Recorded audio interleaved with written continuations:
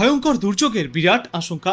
আগামীকাল থেকেই ফের দুর্যোগপূর্ণ আবহাওয়া দেখা যাবে পশ্চিমবঙ্গ এবং বাংলাদেশের একের পর এক অঞ্চলে। ইতিমধ্যেই তাই আবহাওয়া দপ্তর থেকে চূড়ান্ত সতর্কতাও জারি করা হয়েছে। বাংলাবাসীর জন্য নতুন চূড়ান্ত সতর্কতা জারি করেছে আবহাওয়া দপ্তর। 31শে জুলাই পর্যন্ত উত্তর ও দক্ষিণবঙ্গ জুড়ে চলবে ভারী থেকে অতি ভারী বৃষ্টিপাত। দক্ষিণবঙ্গের একাধিক জেলায় ভারী বৃষ্টির সম্ভাবনা থাকায় ইতিমধ্যে ওখানে কমলা এবং হলুদ সতর্কতাও জারি করা হয়েছে। আবহাওয়া দপ্তরের শেষ পূর্বাভাসে জানা গিয়েছে, গাঙ্গেয় পশ্চিমবঙ্গের ওপর সক্রিয় ঘূর্ণাবর্তটি পশ্চিমে ঝাড়খণ্ড এবং উত্তর উড়িষ্যার দিকে সরে গিয়েছে। গতকালই এটা দুর্বল হয়ে সুস্পষ্ট নিম্নচাপে পরিণত হয়েছে। এরপর এটি আরও পশ্চিমে গিয়ে মধ্যপ্রদেশের দিকে এগিয়ে যাবে, কিন্তু তবুও সমগ্র বাংলা জুড়েই রয়েছে ফের দুর্যোগের সম্ভাবনা। রাজ্যের ওপর সক্রিয় রয়েছে মৌসুমী বায়ু। এর ফলে উত্তর ও দক্ষিণবঙ্গে আগামী 7 দিন ধরে হালকা থেকে মাঝারি বৃষ্টি জারি থাকবে। কিছু কিছু এলাকায় ভারী থেকে অতি ভারী বৃষ্টির সম্ভাবনাও থাকছে, যেমন দক্ষিণবঙ্গের নদিয়া, বীরভূম, পূর্ব ও পশ্চিম বর্ধমান জেলায় 31শে জুলাই পর্যন্ত ভারী বৃষ্টিপাতের পূর্বাভাস থাকবে। আর আজ হুগলি, বীরভূম, নদিয়া, উত্তর 24 পরগনা এবং বর্ধমানের জন্য থাকছে কমলা সতর্কতা। এই সমস্ত জেলাগুলিতে 7 থেকে 11 সেন্টিমিটার পর্যন্ত বৃষ্টিপাত চলতে পারে বজ্রবিদ্যুৎ সহ। সঙ্গে প্রতি ঘন্টায় সর্বোচ্চ 30 থেকে 40 কিলোমিটার গতিতে দমকা ঝড়ো বাতাসও বইতে পারে।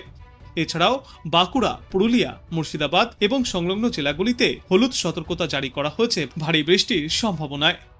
অন্যদিকে উত্তরবঙ্গের দার্জিলিং, জলপাইগুড়ি, কোচবিহার, আলিপুরদুয়ার, কালিম্পং, মালদা, দক্ষিণ দিনাজপুর এবং উত্তর দিনাজপুর জেলাগুলিতে হালকা থেকে মাঝারি বৃষ্টির সম্ভাবনা রয়েছে। এই সমস্ত জেলাগুলিতেও হলুদ সতর্কতা জারি থাকবে। তবে বিশেষ করে জলপাইগুড়ি এবং আলিপুরদুয়ার জেলায় আজ কমলা সতর্কতা জারি করা হয়েছে ভারী থেকে অতি ভারী বৃষ্টির সম্ভাবনায়। আবহাওয়া দপ্তর থেকে বলা হয়েছে, উপকূলবর্তী জেলাগুলিতে সমুদ্র উত্তাল থাকবে।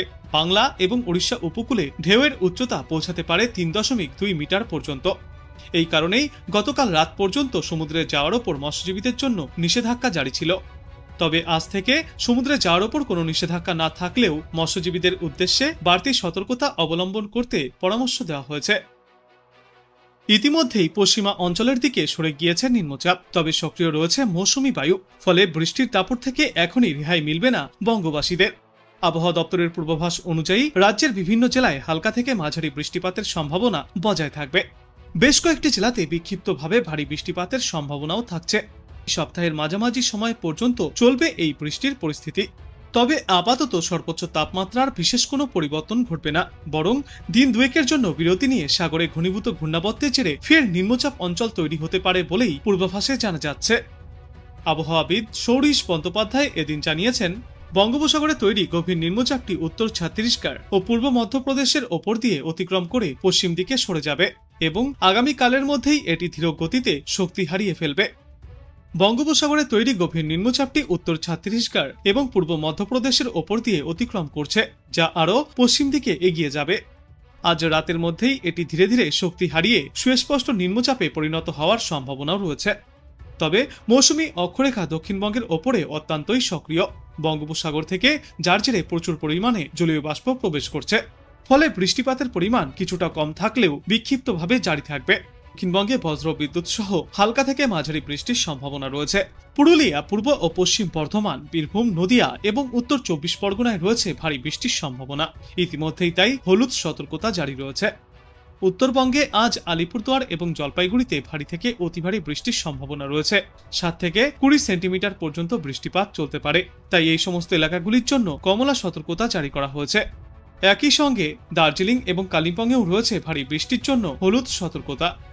28শে জুলাই দক্ষিণবঙ্গের 2 বর্ধমান, বীরভূম, মুর্শিদাবাদ এবং নদিয়ায় ভারী বৃষ্টির জন্য হলুদ সতর্কতা জারি করা হয়েছে। উত্তরবঙ্গের কালিম্পং, মালদা এবং দক্ষিণ দিনাজপুর জেলায় ভারী বৃষ্টির জন্য এই হলুদ সতর্কতা জারি থাকবে। 29শে জুলাই দক্ষিণবঙ্গের 24 পরগনা, নদিয়া, হুগলি, বাঁকুড়া, পূর্ব বর্ধমানে ভারী বৃষ্টির জন্য হলুদ সতর্কতা। উত্তরবঙ্গের সমস্ত জেলাতেই বিক্ষিপ্তভাবে বজ্রবিদ্যুৎ সহ হালকা থেকে মাঝারি বৃষ্টির সম্ভাবনাও থাকবে। এরপর 30শে জুলাই দক্ষিণবঙ্গের বীরভূম ও মুর্শিদাবাদে ভারী বৃষ্টির জন্য হলুদ সতর্কতা জারি করা হয়েছে। 7 থেকে 11 সেন্টিমিটার পর্যন্ত বৃষ্টিপাত চলতে পারে। উত্তরবঙ্গের বেশ কয়েকটি জেলায় এই দিন হালকা থেকে মাঝারি বজ্র বৃষ্টিপাতের সম্ভাবনাও রয়েছে। 31শে জুলাই দক্ষিণবঙ্গের প্রায় সব জেলাতেই বেশিরভাগ জায়গায় হালকা থেকে মাঝারি বৃষ্টি এবং বজ্র বৃষ্টিপাতের সম্ভাবনা রয়েছে। আর উত্তরবঙ্গের জলপাইগুড়ি এবং আলিপুরদুয়ার জেলায় 7 থেকে 11 সেন্টিমিটার পর্যন্ত বৃষ্টির সম্ভাবনা রয়েছে, তাই জারি থাকবে হলুদ সতর্কতা। এরপর 1 আগস্ট দক্ষিণবঙ্গের বেশ কয়েকটি জেলাতেই বজ্রবিদ্যুৎ সহ হালকা থেকে মাঝারি বৃষ্টিপাতের সম্ভাবনা থাকবে। অন্যদিকে উত্তরবঙ্গের জেলাগুলিতেও দার্জিলিং, জলপাইগুড়ি, আলিপুরদুয়ার এবং কালিম্পংয়ে জারি করা হয়েছে ভারী বৃষ্টির জেরে হলুদ সতর্কতা। আজ বাংলাদেশ আবহাওয়া দপ্তর সূত্রে জানা যাচ্ছে, উত্তর বঙ্গোপসাগর এবং তৎসংলগ্ন এলাকায় অবস্থানরত লঘুচাপটি পশ্চিম উত্তর পশ্চিম দিকে অগ্রসর হচ্ছে এবং তা ঘনীভূত হয়ে প্রথমে সুস্পষ্ট লঘুচাপ এবং পরে নিম্নচাপে পরিণত হয়ে আজ উত্তর পশ্চিম বঙ্গোপসাগর ও তৎসংলগ্ন পশ্চিমবঙ্গ, বাংলাদেশের উপকূলীয় এলাকায় অবস্থান করছে। এটি আরও পশ্চিম উত্তর পশ্চিম দিকে অগ্রসর হবে। এরপর আজ বিকাল নাগাদ পশ্চিমবঙ্গ ও বাংলাদেশের উপকূল অতিক্রম করতে পারে। মৌসুমী বায়ুর অক্ষের বর্ধিতাংশ রাজস্থান, উত্তরপ্রদেশ, বিহার, পশ্চিমবঙ্গ, নিম্নচাপের কেন্দ্রস্থল ও বাংলাদেশের দক্ষিণা অংশ হয়ে আসাম পর্যন্ত বিস্তৃত রয়েছে। মৌসুমী বায়ু বাংলাদেশের ওপর সক্রিয় এবং উত্তর বঙ্গোপসাগরে প্রবল অবস্থায় রয়েছে। আজ খুলনা, বরিশাল, চট্টগ্রাম ও সিলেট বিভাগের অধিকাংশ জায়গায় এবং রংপুর, রাজশাহী, ঢাকা ও ময়মনসিংহ বিভাগের অনেক জায়গায় অস্থায়ীভাবে দমকা হাওয়া সহ হালকা থেকে মাঝারি ধরনের বৃষ্টি অথবা বজ্র বৃষ্টিপাত হতে পারে। সেই সাথেই খুলনা, বরিশাল ও চট্টগ্রাম বিভাগের কোথাও কোথাও মাঝারি ধরনের ভারী থেকে অতি ভারী বর্ষণ চলবে।